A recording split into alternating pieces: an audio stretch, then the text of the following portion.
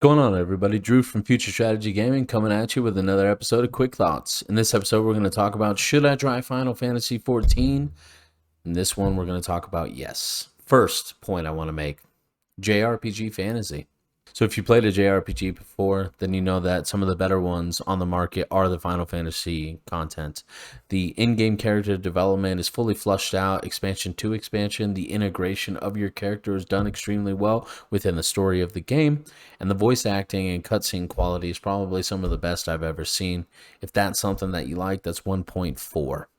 So with MMOs, the emphasis is typically about getting players together. Now that's great, but it also causes this issue when you can get stuck because you're not able to proceed into specific content because you need other players to experience it. Now with Final Fantasy XIV, they've implemented 2 or 3 different systems in place so that you can go ahead and do some of that content solo. There also is a ton of different progression systems within the game that allow you to play this game solo and really allows you to kind of play the game at your own pace. Now, if you have a consistent team that's looking to push content, or if you want to just play by yourself because you're having, let's say, an off night, either one of those is achievable within Final Fantasy XIV.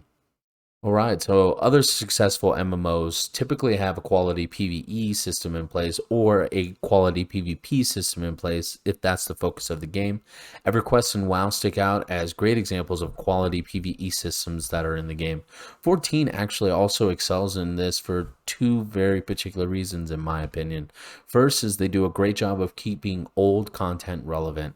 Now, in the Shadowbringers expansion, you have ultimate raids, which are raids that allow you to sync down to old level content to experience that even multiple expansions later, and that to me is an amazing feeling to be able to still experience that content. The other one that I really enjoy about PvE within Final Fantasy is there is a very set progression. Dungeons go and have 3 bosses and a pathway to follow, if you will. Raids are broken up into sections, if you will. You have 4 bosses, you progress through those 4 bosses, you move to the next section. Very straightforward, very easy, and ultimately it's really nice. Next point I want to make is non-progression systems. So if dungeon progression or raid progression isn't your primary focus, or let's say it doesn't start until Saturday night and it's a Tuesday, what do I do in between? Final Fantasy gives you the opportunities outside of gear progression to put work into your character.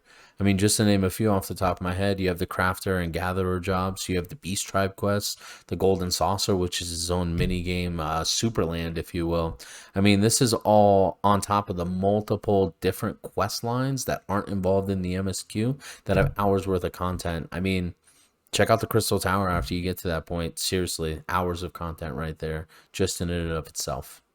So, due to it being a JRPG, there is this negative first perception from a lot of players on the western side of the world who immediately go, "This is a weeb game." And okay, sure, let's not split hairs here. Some aspects put it into that realm, but let's look past that. This is an amazing looking game. The aesthetics of this game are absolutely beautiful. The zones, the bosses, the glamour are all really well constructed and thought out, and they just feel a little bit cleaner in most aspects because those are something that are focused on. To be fair, if you're coming from WoW, the engines are also like 10 years apart, so it's kind of comparing apples to oranges. But to me, I love the class animations of every class being unique, and while at first glance some of these various animations can be in your face or feel like they're overstimulating, if you can get past that, it ends up just being something that is aesthetically beautiful. So this is a little weird bonus, and why I particularly really enjoy Final over other MMOs. Group size. The size of both dungeon groups and raid groups, as well as alliance groups, feel great. If you're coming from WoW in particular, there's only one less person within dungeons. That doesn't seem like a lot. It does make a difference. When you look to raid content, end game content, WoW has, 10 players to 30 with their normal and heroic raids, and for Mythic, their highest content, it's a set 20. For our highest content, Savage, if you will, if we're not going to count alliance raids in this situation, it's only 8 people. I've led groups in the past. I'll tell you what, 8 people, like trying to finagle 7 other people to come play with me versus 19 other people. way easier and substantially something better in a genre that is encouraging people to play but can be difficult when you're setting these parameters. Now, if we look at the alliance raids, they are 24 people. Sure, that's a lot, and that keeps them into that higher group size. However, typically what you'll see for the progression groups is it's 3 8-man groups that are already pre-established, so it's not as difficult as you might think. My last point, which to me is the most important point and the reason that I'm sold and why I think you should try Final Fantasy XIV, is the alts aspect. Now, if you're coming from Guild Wars 2 or WoW, multiple characters to do multiple different things. For some people, that absolutely work, and for a time, it did work for me. Sometimes those games have systems that require your alts to be kind of a pain in the butt.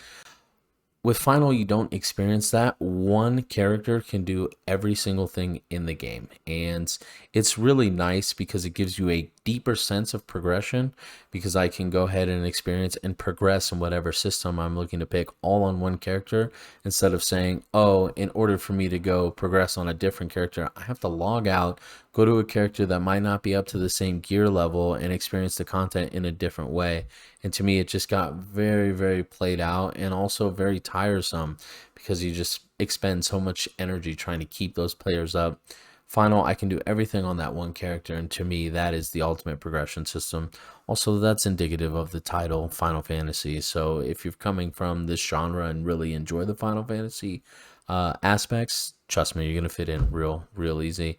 All in all, the point of this video is to put out some points, and hopefully they resonate with you and you go, hey, I like that. And if that's the case, this might actually be a good game for you.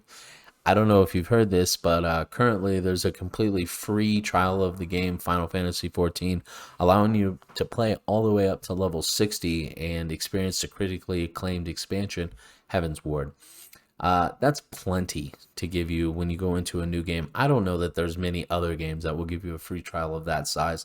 I mean, that's over 60% of the game. That's insane. So that's going to be it for this video on why you should try Final Fantasy XIV. Thank you so much for giving it a watch. If you liked the video, make sure you hit the like button down below. If you want to see more of these videos or some of my other material and content, feel free to hit that subscribe button down below. And if you have other points on why we potentially should try Final Fantasy, go ahead and drop those in comments. Definitely love to interact with people and hear what other people have to say. So my name's Drew for Future Strategy Gaming. Thank you so much for giving me your time. Take care. Peace.